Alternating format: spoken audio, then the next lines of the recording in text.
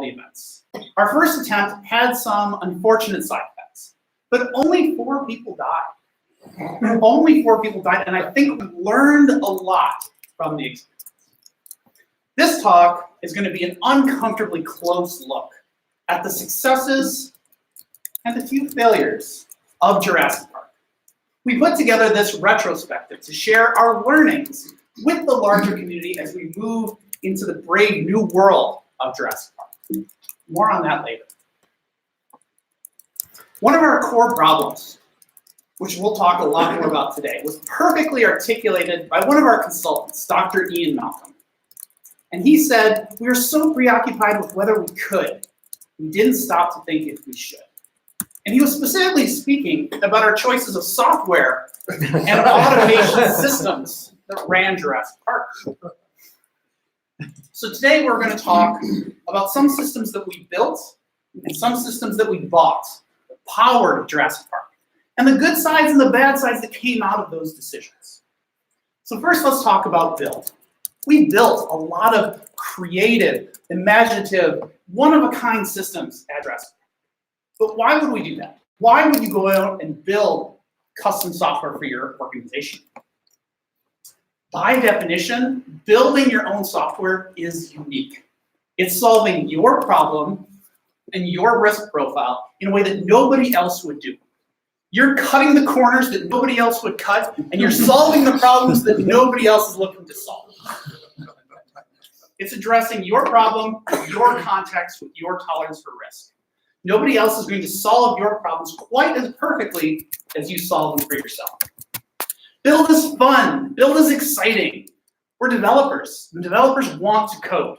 They want to solve new problems. So building new things allows us to try ideas that escape the normal tedium of working on your legacy system.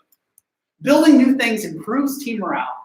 And our own ace developer at Jurassic Park, Dennis, largely by tapping into his passion for systems. And his passion was building security systems, strangely enough. His ideas around building surveillance, logging, and video management systems was fascinating to him.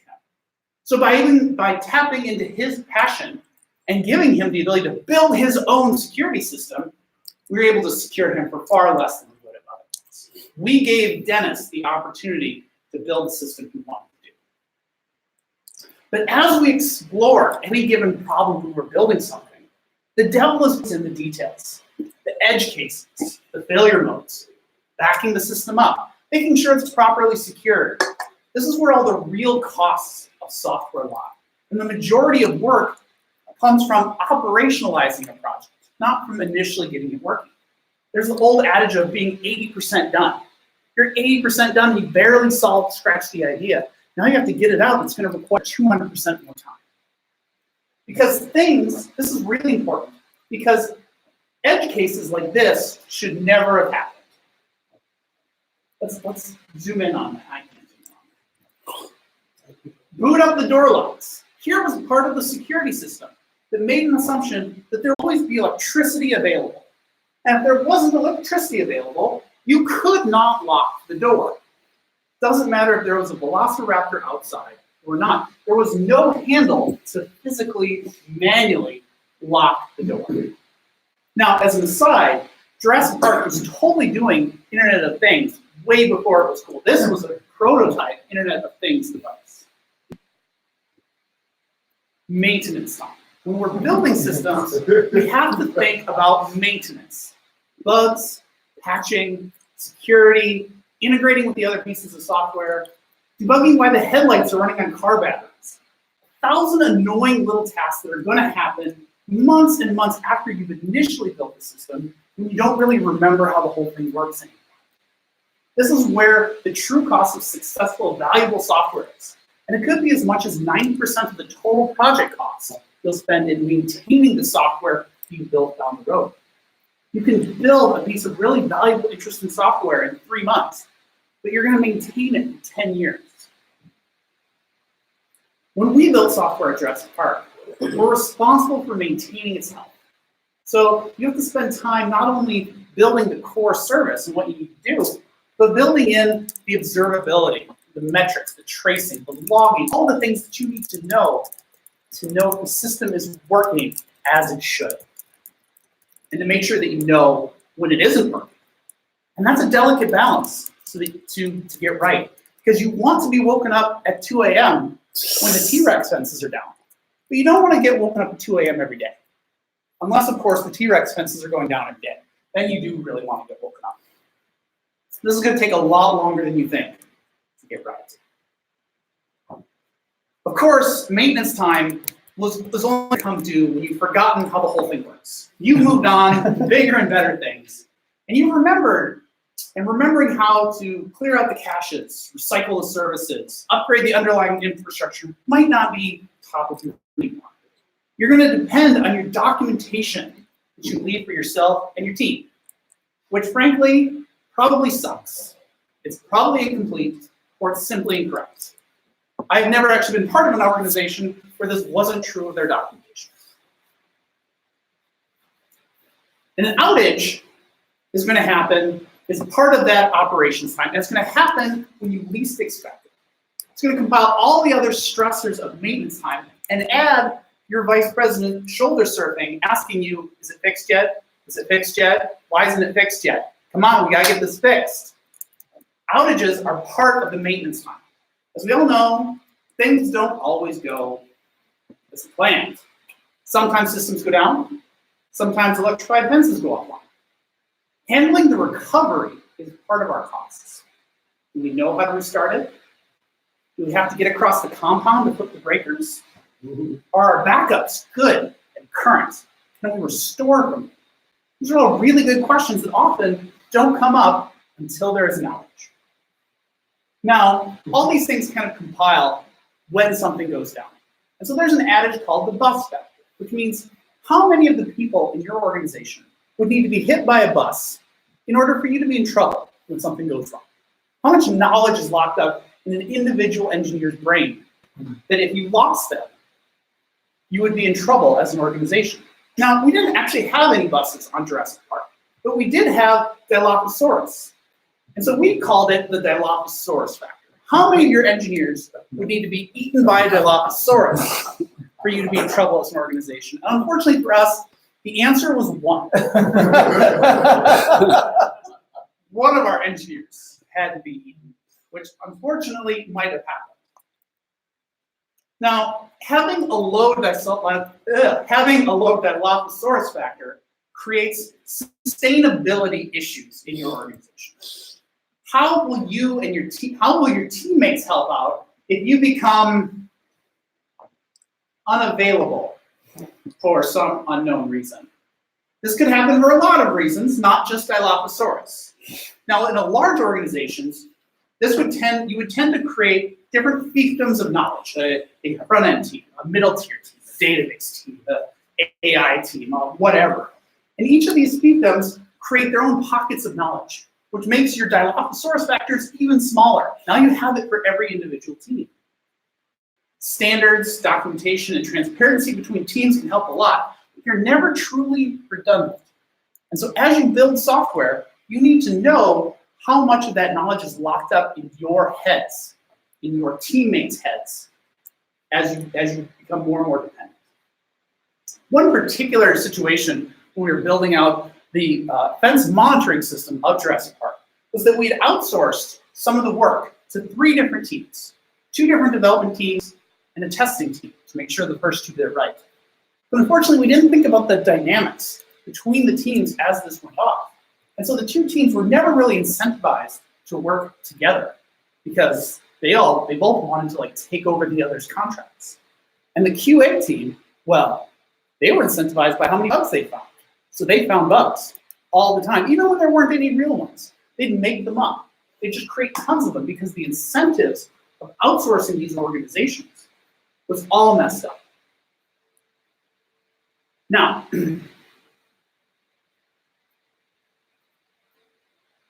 if we actually think about our security system, if we actually think about the security system that we built, the one that Dennis wanted to build, and if instead we wanted to buy one from a vendor, how would we think about that problem? Now, I found this calculator online from a company called Barometrics. It lets you plug in numbers about like how much work is going to be required from your team in order to build something. And so for the security system that we built, it required 2 employees to build it, Dennis and myself, on an average salary of $120,000. It took us 2 weeks to build the first version of the system, and it required about 1 day a month for us to maintain it. Make sure it was patched, make sure it was upgraded, make sure everything was working, review the logs, that sort of stuff. Versus we could have paid about $3,000 for a piece of software elsewhere. And so when you plug these numbers in, this actually never financially makes sense for us. Taking that initial 2 weeks to build cost us $9,000 to build the software. If you actually think about the cost of the developer time required, it cost us $9,000 to build. And it costs us an additional $7,800 every year just to run it. That 1 day a month of engineering time really adds up and continues to be required over and over and over. And so if you look at how much this is saving, you're losing about $5,000 a year compared to buying a piece of software elsewhere. And this never turns into being an ROI positive.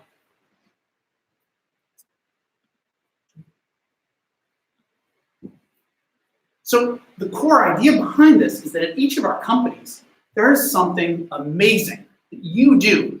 There's the reason why your company exists. Something you do better than everybody else. Why should we spend time building security software when we could be building dinosaurs? That's called opportunity cost. That's what we could have been doing elsewhere. But it's not the only cost involved to build software. We talked about the creation time, how much time you spend paying your developers to initially build the software, all the maintenance time that goes into it, and the opportunity cost, all the time you lost when you could have been doing something else. A lot of that time, especially for developers here, it's worth the cost. You need to build something. You need, like, the whole reason why we are employed is because people need to build things. But we can't build everything. Code is as much a liability as it is an asset to your organization. You can only handle so much. Your organization can only handle so much custom software before it can't support its own work. So one thing to think about is the maturity of your organization. At Jurassic Park, Ray was fond of saying that we have all the problems of a major theme park and a major zoo, and our computers weren't even on their feet yet.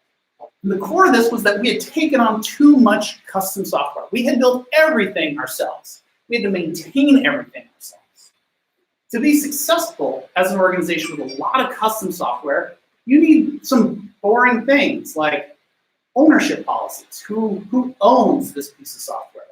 What's the process to, deploy an upgrade? Who needs to know when you're going to deploy an upgrade? What's the planning horizon? How long is this thing going to live? What's the change control process? When you want to deploy a change, whose approval do you need to get? That's really not very fun. I just want to sling some code. But to succeed at building everything you need, it demands a high level of maturity in your organization. And so the question is, do you have that level of maturity today? If you don't, do you even really want it? Because frankly, maturity is overrated. You don't want to be that organization that manages everything to the nitty-gritty details, because it's not fun. You're going to suck all the joy out of coding the handful of systems that really matter, and you're going to spend all your time in boring 8-hour meetings planning for the upgrade horizon of all these unimportant systems that you don't need.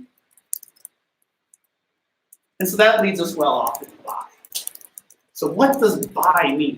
We're not going to build a piece of software. What do we do? What does buy mean in this context? The build versus buy comparison is kind of an old term. It's kind of a throwback from the days of when you would buy a piece of software from Microsoft or IBM or Oracle, and it came with an army of consultants in a big box that helped you install it and put it in your system. And that's not really what we always mean it. Sometimes it is. But more often than that, we mean GitHub, We mean open source. We mean we're going to use somebody else's framework or somebody else's technology. We're not going to roll our own JavaScript framework. We're going to use Angular. We're not going to build our own JavaScript server-side language. We're going to use Node. We're going to use these other open source tools that other people have done. And sometimes those make sense, and sometimes they don't. But you think about it in the same way as build versus buy. When is it a core thing in your organization that you should build, and when should you leverage the work that other people have done? So let's talk about the pros and cons of buy. The first and probably most important reason to buy software is that it's really fast. You have a problem, somebody solves that problem for money, you're done. You don't have to plan a project, you don't have to figure it out, you just buy something. Find a package on GitHub, you're done. It would have taken us a really long time in Jurassic Park to design and build our own vehicles for our tour. But we didn't have to. That wasn't really unique. We could just buy them before and like just tweak a handful of things that we needed. You know, like night vision, poison-resistant windows, and a T-Rex strength roll cage. We could focus on the things that differentiated us and not things like tires and headlights and motors.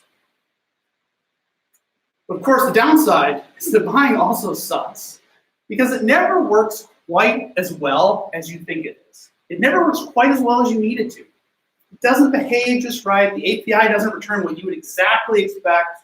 And when something goes wrong, there's little you can do.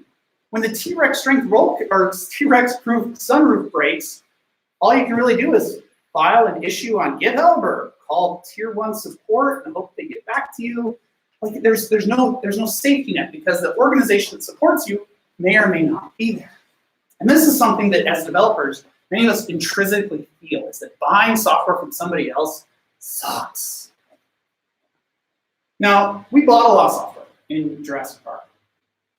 Here's an example of one of our installation projects as it's about to hit go live.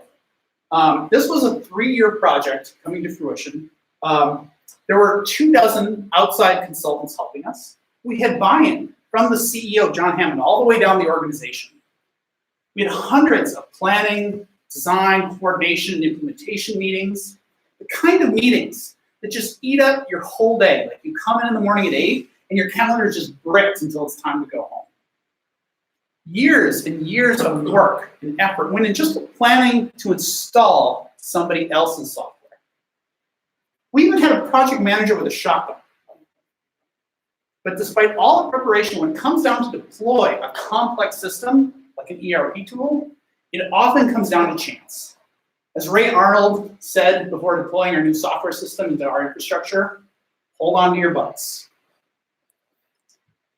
Despite all of that planning and all of the work that you get when you buy a piece of software, over half of software implementation projects like this fail.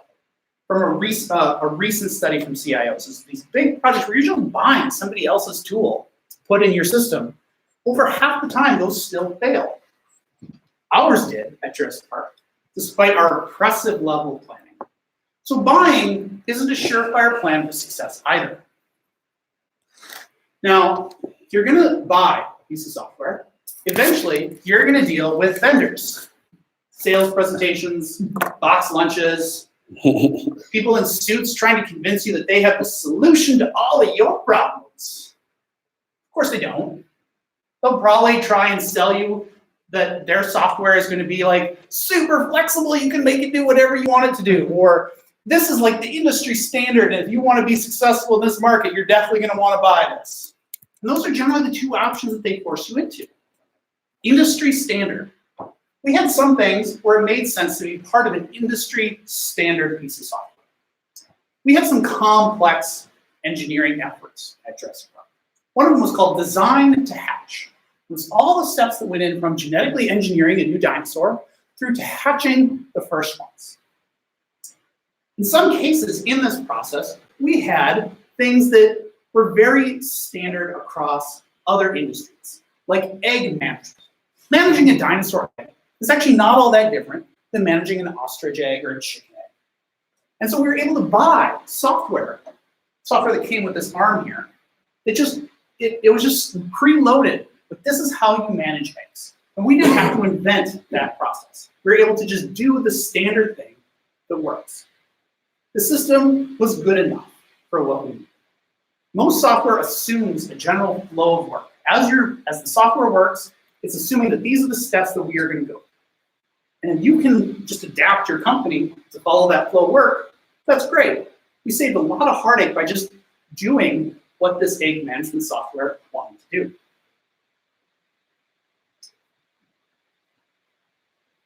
Another example of this is our operating systems. We didn't want to actually, build everything. We're not going to build our own operating system. That seems like a whole lot of work that a lot of other really smart people did.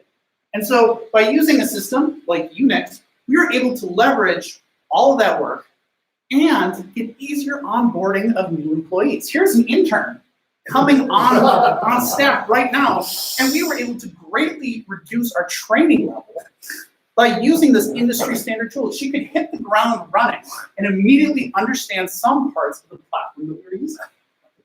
So using industry standard norms makes onboarding new engineers faster. The other option you're going to get from bought software from vendors is that it's highly configurable. That it doesn't matter if your business is unique, you can make the software do whatever you want to do. So a really great example of this comes from software engineering. How many people are familiar with a tool called Jira? Jira is solidly in this category of highly configurable. Oh my gosh.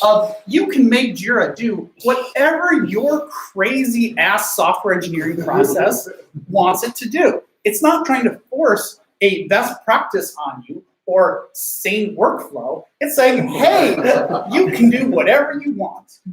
Now the advantage of this is obviously that it is configurable. But the disadvantage is that if your process is crap, it's just going to make your process go crappy even faster. And even worse than that, it's going to contribute to something called vendor lock-in. If you go down the path of buying and using software for a vendor, you need to think about vendor lock-in. The more you customize software for you, the more you build it into your systems, the more you're building a wall around yourself to ever leave that software. The more you lock in, you're making the cost to switch away higher. So all that recreating of configuration or integrating with the other systems is really, really expensive in terms of knowledge. And so as you do this, you're committing more and more to that particular piece of software. And this is something that vendors know. We call it being sticky. This is a well understood term, and all cloud providers are intentionally doing this. So when you go and you start building on AWS, AWS systems are all slightly different than Azure and Google's cloud systems. By design, they don't ever want you to leave AWS and go somewhere else. I'm not picking on Amazon, they all do it. All vendors are trying to do everything they can to lock you into their platform. One common example of this is Salesforce.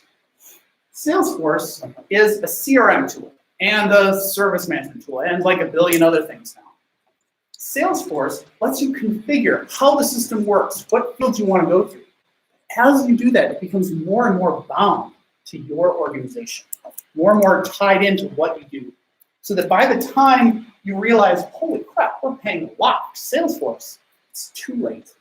It would cost more to switch away than you would save by getting your licenses from elsewhere.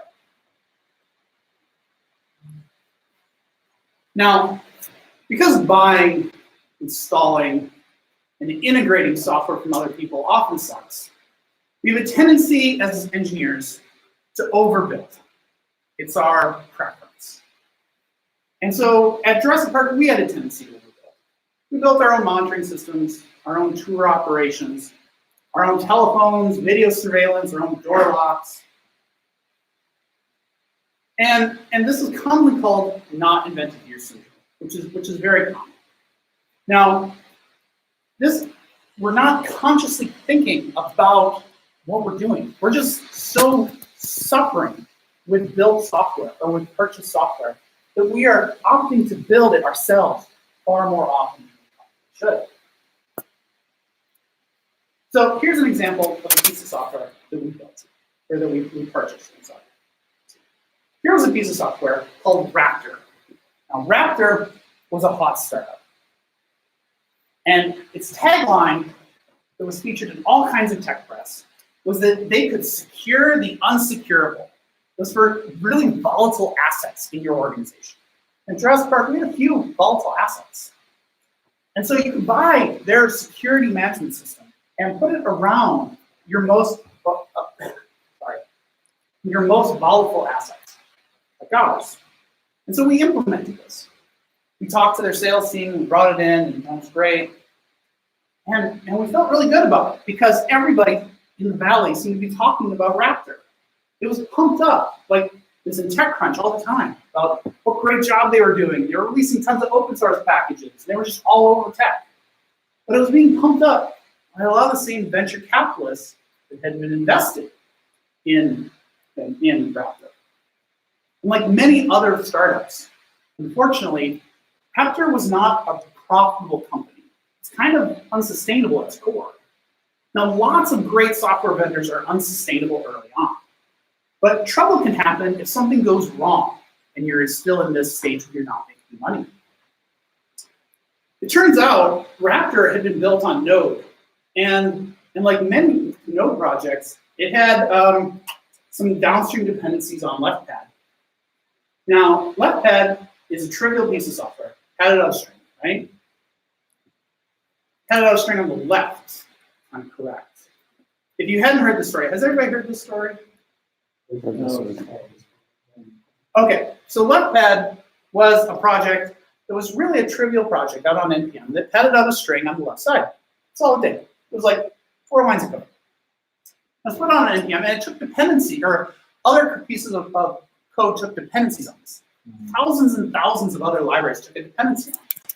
And then one day, the maintainer of this decided they had had enough, and they pulled it out of the repository. And this was the time when you could do that.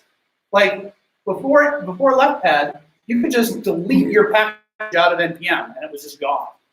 And because of that, thousands and thousands and thousands of projects on Node just failed one day because they couldn't get LeftPad. It was just gone.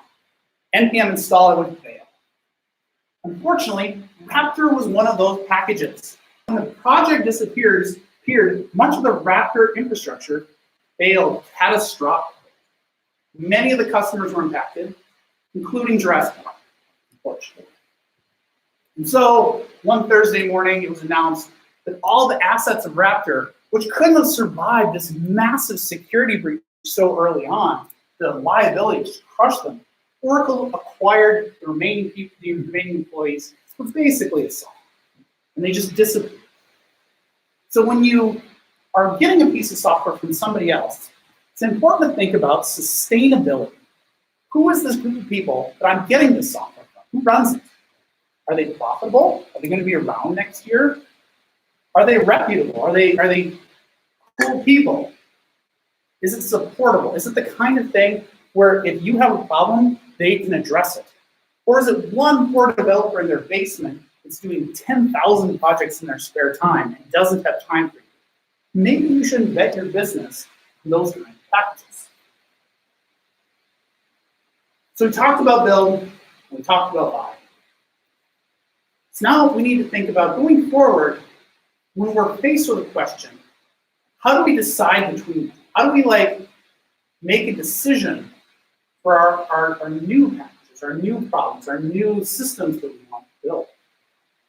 In the old Jurassic Park, we got some well-deserved mud on our face. We failed as a company. I failed. 4 people are dead. My lawyer's dead. The project manager's dead.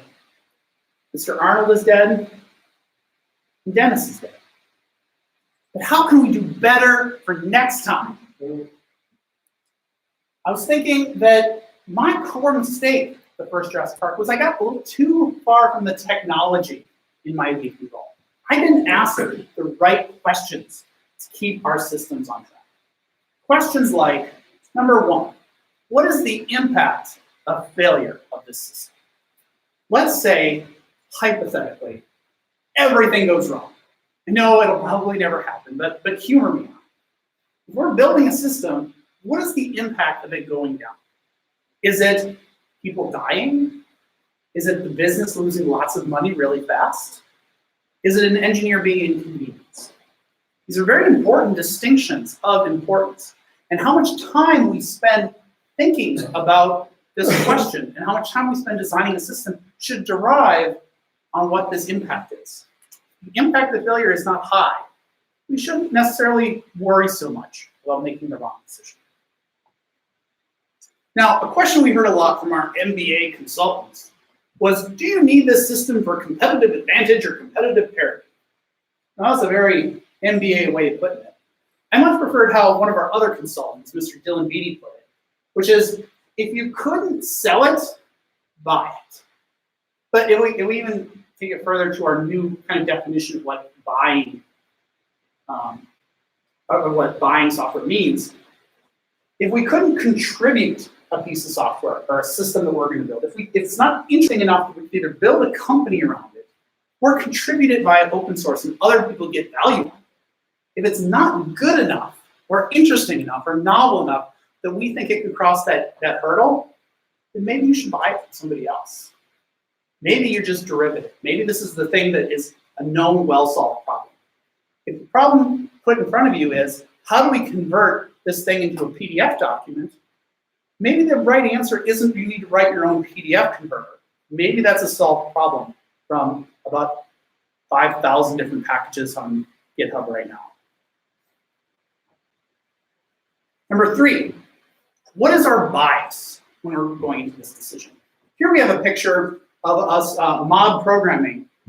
We're doing a review of some of Dennis's systems after he left. While we reviewed, we noticed a bias in his choices, a bias to build. He had over 2 million lines of C code. He built everything. All of his systems were handcrafted. He didn't depend on any third parties, even for trivial third-party things, like sending email. Everything he wrote himself, which was a bias that wasn't probably necessary. Our system was much more complicated in this first round than it needed to be because we did everything ourselves. So number 4, if we didn't build this system, what could we do with our time instead? Could we, instead of building this security software, could we build a bigger, scarier dinosaur? Is that what we should spend our time on? And 5, regardless of whether or not you're thinking you want to build software or buy it, is it sustainable? If you're building it, is it the kind of thing that your organization can take on? Can you continue to support this system you want to build for the next year, 3 years, 5 years, 10 years, however long you think it's going to live? Do you have the organizational maturity to do it? If you're going to buy it or use it, is where it's coming from sustainable? Is this developer who's backing it, are they making money on it? Are they making enough money to live off on it? Or is it an overworked developer that's going to rage quit one day and delete the whole package? You should know before you bet your business on something. So I'm thinking a lot about next time, the next Jurassic. Next time we're going to get this right. We're going to make the right decisions. I'm excited. One of the problems we had at the park last time was that it was too remote. It was too isolated, way out there on an island. We couldn't respond fast enough to the issues at hand. And so I'm excited at our next park location that's going to open right here nearby on Pike Island. We're going to be close to airports, close to logistics, close to food sources. It's going to be great. And we're hiring in our local community here for the next version. We already have the systems starting to be constructed. One of the core ideas is that the C code that we built last time was it was too archaic. So next time we're going to build it in JavaScript. We're going to use modular JavaScript to build the next version. And I think this is going to be a lot better. It's going to enable us to make the decisions on build versus buy a lot more granular. Do we build this module or do we buy? I think that's going to be awesome. We have our new core developer, fresh out of code school. I believe he came from the U.S. Post Office, named Newman. He's got some exciting ideas about distributed systems that we're going to try. And so we're already putting our new framework for build versus buy decision making to use. And so one of the first situations is, how are we going to monitor our system for errors? Because it's JavaScript, and JavaScript is crazy and it breaks. It's going to break unexpectedly from time to time. So for the next part, we're trying to figure out, how are we going to know about it? What is our observability of the system? And so first we thought, all right, maybe we should build it. We have some developers. This is kind of a really important, this works well. So what would go into building it? Well, we're going to need to write some JavaScript, the JavaScript that collects information about our system. But we're JavaScript developers, we should be able to do that. We're going to need a database to store our logs in. That's fine. We're going to need a dashboard to show our information, like how are things performing. Then we're going to need to look into our data and look for anomalies and alert us when something weird is happening. And then we're going to need to back up that system. And we're going to need some servers separate from our main servers to run it on, because we wouldn't want our alerts to go down when our system goes down.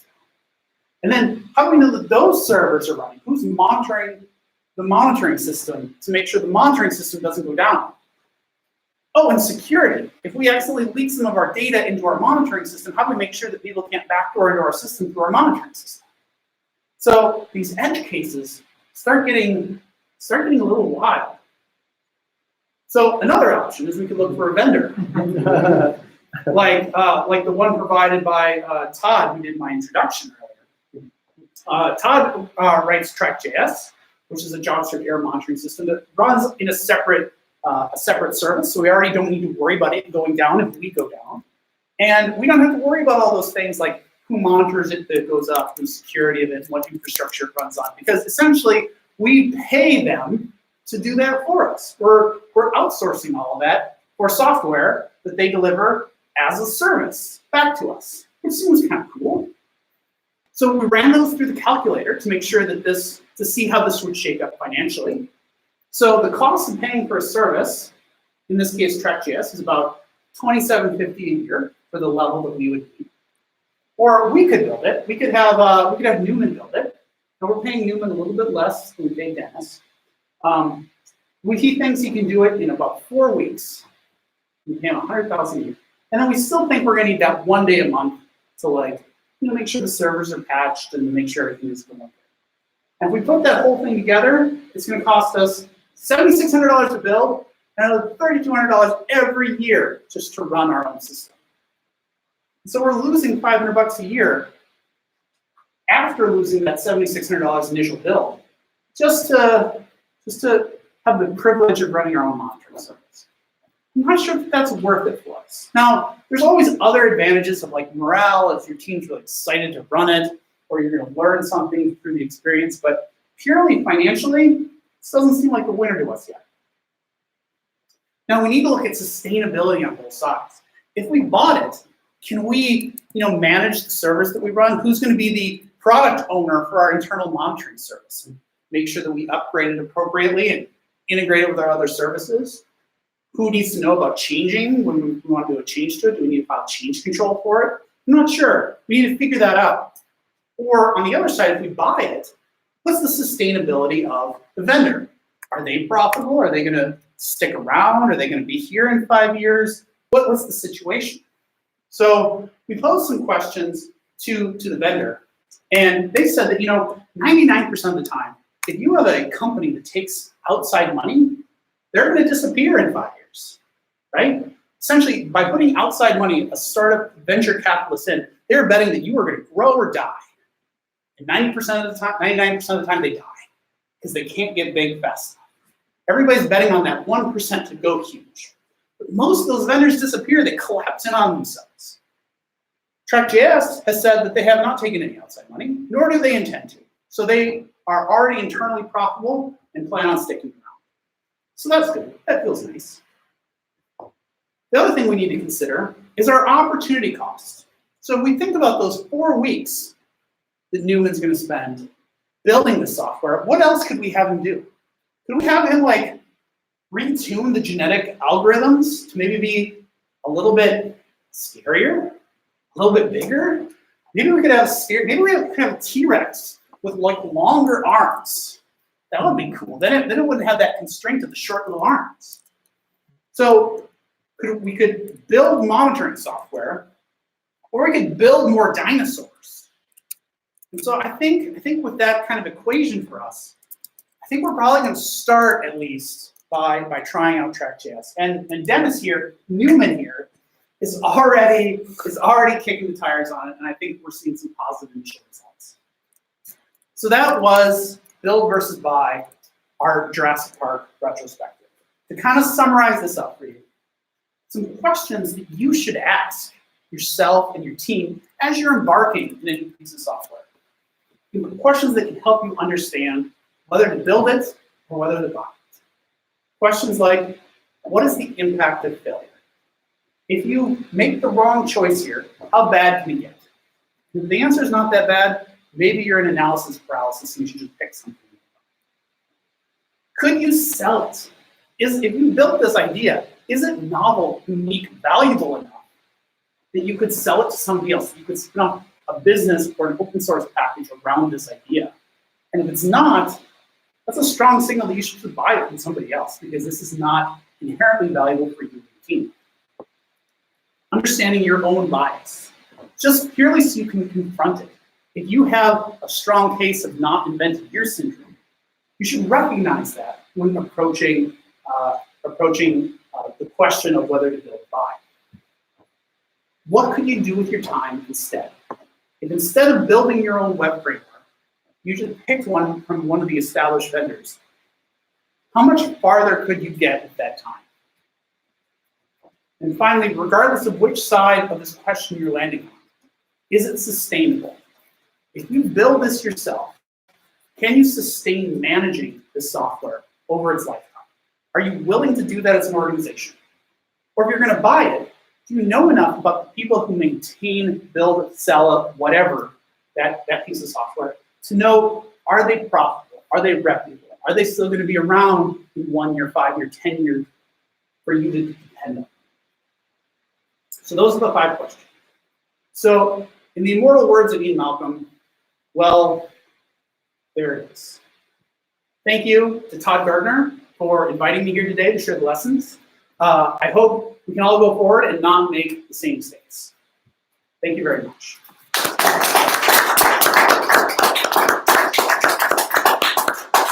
And thank you for putting up with my silliness. Thank you for bringing the silliness. Did you all see that I was photoshopped? Did you all see that? Yes. So did you put a green screen behind it? How'd you do I just stood in front of a white wall in my house, and I just took like 60-some pictures of myself in different poses of like screaming at a dinosaur or looking at my phone or whatever. And then I just started watching the video and said, oh, that's a scene I want. I just Amazon Video on Chrome and full screened it and just started screen capping and then photoshopping myself in scenes. Yeah, I got pretty good at it. I could do one every 12 minutes by the end. They're not real good. They look pretty good. They look pretty good. This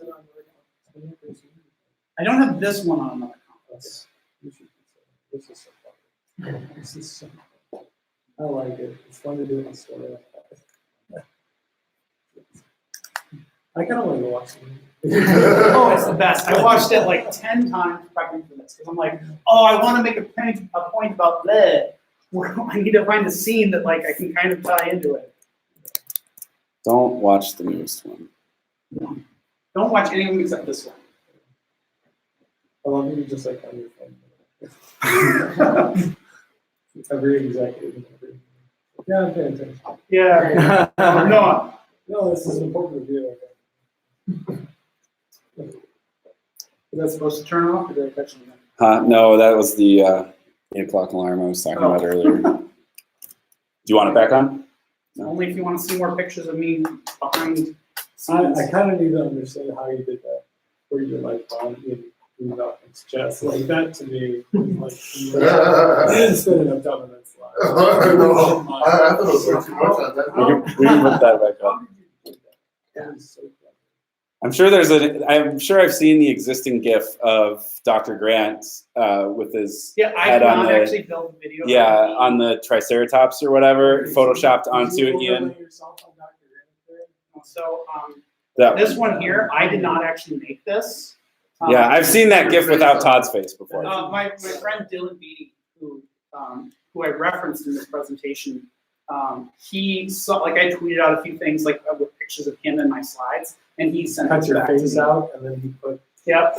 And he just posted this So on that's- Twitter. Like, I that's- took it and put it in the presentation. He just took this and put it on Twitter. And I was just like, "Bleh. Let me horrify everybody." is awesome. It is pretty great. That's awesome. Any questions for Todd, everybody? Do you have some experiences within your own organization of actually building software that maybe you shouldn't have built? Yeah, a lot of software we shouldn't have built. So before I did Track.js, I was a contractor. I worked for a lot of companies and companies. And a story that I tell a lot in different forms from a lot of different my presentations. Sorry, I'm gonna sit down. Okay. No, that's cool. Oh, you're recording still. I tell a story about a project I worked on. It was quite large. There was 150 people on the front end team of this project. This was back in like 2012. So there's 120 people on the front end. There's probably another 100 plus people on like the middle tier building the API, and then more people on like the back end data structure. This is a massive project. And when we started it, we didn't even really know what we were building. Like, the business wasn't entirely sure what they wanted it to do. This wasn't like an existing product that we were adding to. This is like, they wanted to go after a brand new market with a brand new thing. And so they decided, hey, let's just, do it super bulletproof, web scale right from the starting point. And so we spent 18 months at these size teams building a piece of software that had no customers. And then it, finished, it launched, lots of contractors rolled off, including me. I found out months later that they ended up shelving it. It didn't even sell. Customers didn't want it. And so in this case, we spent a lot of time building the software that we shouldn't have because nobody wanted it. So that's kind of a bad example for builders who bought it, because even when we bought it, it was a bad idea. It was just a bad idea. We should have like set up a Rails app in 3 weeks and said, hey, will you give me a credit card number? And nobody did. So it was more market research. There was. It was just bad. Nobody read any of their books. No, nobody had read Eric Reese's books. Does anybody here work at Best Buy? All right, well, then I'm going to tell stories about Best Buy, because Best Buy is a bad case of not invented here syndrome. Their internal IT department, makes all of their own stuff rather than they have a clone of Box, like the file sharing system. It is a straight clone that they built themselves. That they just didn't want to pay Box the money to solve this problem. Yeah, they did the same thing with Jabber. They have an internal chat that is, this is Jabber. They built it themselves because that wasn't good enough. They wanted to do their own thing. And then they have a clone of DigitalOcean for hosting, like, you want to spin up the server. They didn't actually want to put it in DigitalOcean, or they didn't want to use anything else. They just built a clone of it. Because I can't explain it any other reason than not invented here, because none of these things is core to Best Buy's stack, which would be selling electronics. Why do they need to have any of these things to be really good at selling electronics? I have no idea. Is this part of my business or is it not? Yeah. And then that makes that decision. Right. You see them away and decision is correct. And then you say, well, let's just run a simple calculation to see what's it actually going to cost us and what would it cost me, the course of a year or multiple years to buy something. Right. And we're kind of starting, I just mentioned the stuff we're doing electronic right now. This kind of meeting today, talking to some people who are maintaining a high performance cluster right now that we have with the number of GPUs and intending to buy more GPU servers, and I'm thinking like, okay, and I asked them about kind of like just doing some type of calculation, say like, okay, I know there's lots of cheap space, we can train a bunch of models in AWS or GCP, and they're all competing against each other, and so it's just commoditizing. And like, do we just use some of the stuff, we just rent it? And they're like, well, that's a rent versus buy something and we should just have our own because we're going to use this all the time. And I'm like, yeah. Well, yeah, and I said that. I was like, maybe, like, I'd like to see some utilization metrics of how many people and how often, just the basic things. And before we just risk on code because they want to buy 2 more 4 GPU servers that they're going to, add this performance plus it's already got this. Yeah. That's really expensive. Those are really Yeah. So And so that's a good order to put on it is first you should have that conversation of, is this a core part of your business? Because if it is a core part of your business, you're probably willing to spend more building the software than it would cost to buy it. Because you want to build something that is unique to you, that's going to make you better as an organization than what somebody else could just buy off the shelf. But if it's not core to your business, if it's just like, hey, we need accounting because all businesses need accounting, and we're not going to compete by being the best at accounting, then you should probably just buy accounting software and not try and invent your own, because it's just not going to be worthwhile. Unless you can build it hilariously cheaper than what you could buy it on the market, which honestly is probably pretty doubtful. Unless you were getting something super niche, you can probably buy something cheaper than you can build it in almost every niche.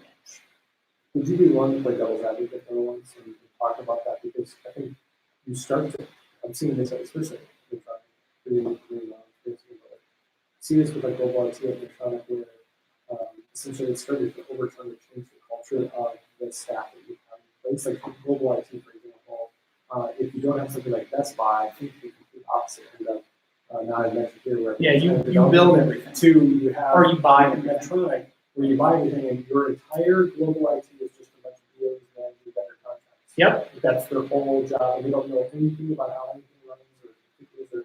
And it's like nothing. Yep. And so play devil's advocate when we talk about what happens when vendor lock-in kind of becomes what once his name was with the guy. Dennis? Yeah. When vendor lock-in, when the vendor becomes your Dennis. Sure. So I was actually, a friend of mine was on another project that had this situation. It's a financial services company. So not like a bank, but they provide financial data to markets. Like here's the performance of different bonds and stuff like that. And so the end result product of this thing is basically a bunch of like CSV files that get dumped out again. But like a hilariously large amount of computational power and complexity goes into producing these CSV files that basically just get like FTP out. Sure. This financial services company, like most financial services company, is kind of old. Like a lot of their technology is older. And at the time that these things were built out, the database that you used was Sybase. It's like Oracle wasn't really a thing yet. SQL Server wasn't a thing yet. Postgres wasn't even a dream in whoever created its eye yet. Like you want a database, you bought Sybase. And so they bought Sybase. Now, if you're familiar at all with database history, the people who made Sybase went off to like work for Microsoft, and some of the core ideas went to become SQL Server, and the whole market grew up. Sybase is still a thing that hasn't changed in like 20 years. It is still the same, not even as good as SQL Server 1.0 in terms of like what a database can do. But every year, the licensing cost of Sybase goes up 30%. And every year, this financial service company has the same question.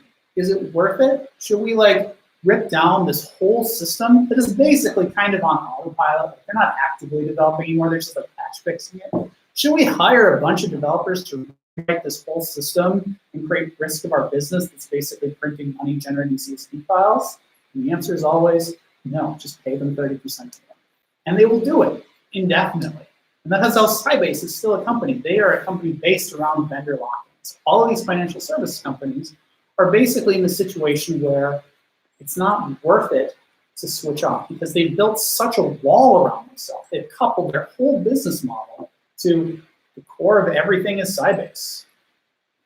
And like, I mean, you can have like good development practices and like try and isolate and put proper interfaces between layers. But I mean, in real world, a project that's 10 years old has a lot of glitches in it. You bypass your architectural guidelines lots and lots of times.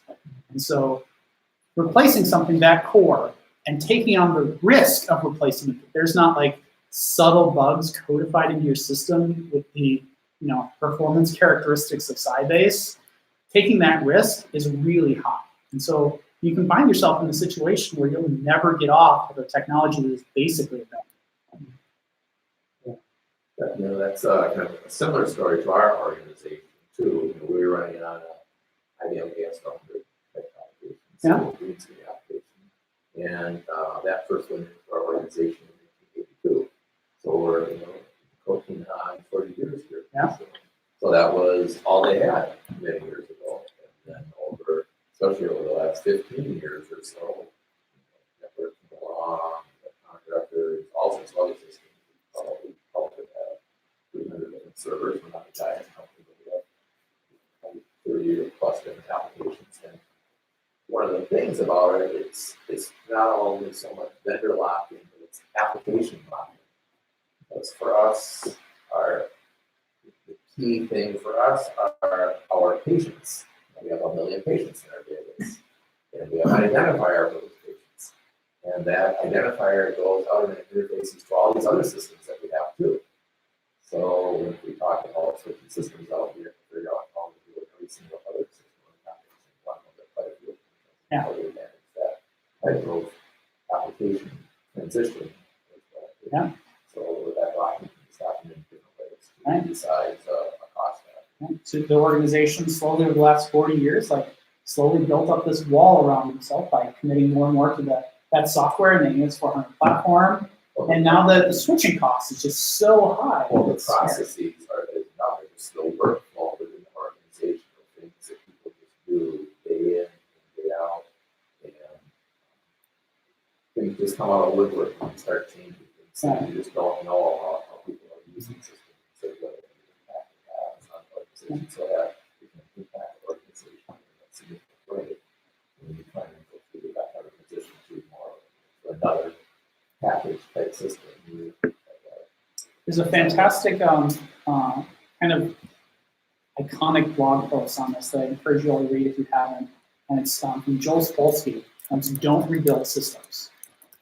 And it's all about this. Like if you rebuild software, it's a waste of time. Like his core thesis behind this is if you take software and you throw it away and you're going to rebuild it from the ground up, but that is a huge waste of time. You're more likely to fail than to succeed. Because you're never going to rediscover all of the little business rules that are subtly codified in that system, and you're going to spend all that time. Now, that's been rebutted, and there's been arguments about that back and forth over years. But this is one of the most commonly that one. I'll tweet it out. So, And Joel Spolsky is the guy behind Fog Bugs and Stack. it seems to me that if a company has a problem, and I'm sure software engineering wasn't really a thing, really new, So it wasn't even an engineering practice. I mean, kind of. It was. I mean, if you look at academic papers from the 60s, they still talk about all the same shit that we're talking about. True.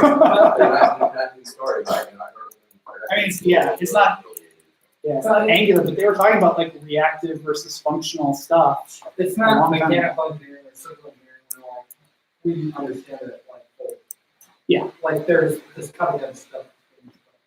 Okay. It's evolving. So my thought about the business logic stuff is it just that universities haven't done a good job teaching software architecture and teaching people to isolate their business logic and sometimes so that if you need to change out a data layer or something like that, you can actually do it without affecting the rest of your system and losing your business. I don't know, but one of my go-to kind of arguments about software is that I have never heard any objective truth in software. There is no way to prove any, unlike engineering, where you can say mathematically I can prove that this bridge is the best. Yes. You can't prove anything in software because people and the team involved is as much a part of the process as the resulting software. So Agile, for example. So many organizations say, Agile is clearly better than a waterfall kind of process. You can't prove it. It is impossible to prove objectively that it's better. We can trade anecdotes that it's better, that it was better for me in this situation. But you can't take two teams and run them in parallel and test it, because they're different teams with different people. And so you can't do it. And it's the same thing with like software architecture. You can't prove that one is better. You could have proved that one. Like if you don't have, the architecture in the abstract doesn't mean anything until it's implemented So in there the might be system. that context in that software too. But if you're not abstracting your data layer like behind an interface or something like, say your front end is just like calling right into your database. Like, Yep. SQL on Rails. I love it. yeah, so you've I mean, and this is like a pretty big opinion, I know, but you've clearly violated some architectural principles there where like it's gonna make it really difficult for you to evolve these systems. Let me share a context though, because the architecture is only can only be like valid or invalid in the context that you're operating. So like this separation of concerns idea that you're talking about is super important for like long-term maintainability of systems, right? That's the advantage that you get on it, is that you are less likely to wind systems together if they're properly isolated. Let's say I'm building a site for a hilarious bar event that I'm going to launch once and never use again.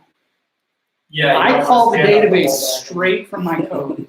And you know what? It's the objectively right thing to do because it's faster to do and nobody cares. And like once I'm done, I'm going to throw the whole thing away. But context is important. How long is the thing going to live? So state of development for even testing your file, just maybe something used by people. Yeah. Inside the walls of the organization. So we're good. And then, yeah, what works for the one-man show running the thing is really the right decision, because that's what will get to the end product, which what you really want is a website for the conf, or just a simple CRUD app over some data that other people need to use. Like if that's what you can do the fastest and deliver value to them that way, then that is the right choice, whether it's elegant software or not. Yeah, so the architectural principles, which in general are good things that I think most developers agree on, are still not universally good because you have to bring in context. Maybe my last statement on maybe the tooling around architecture and development is not mature enough yet. Like Angular is tooling like the CLI, it's fantastic. But I don't know that any like CLI should stand up the entire architecture. Well, like Microsoft has templates in Visual Studio, and so you could have a defined template of like all of your layers and namespace, put in a namespace and database. So that but you've still got to build out the whole that. Yep. Things like that, very expensive.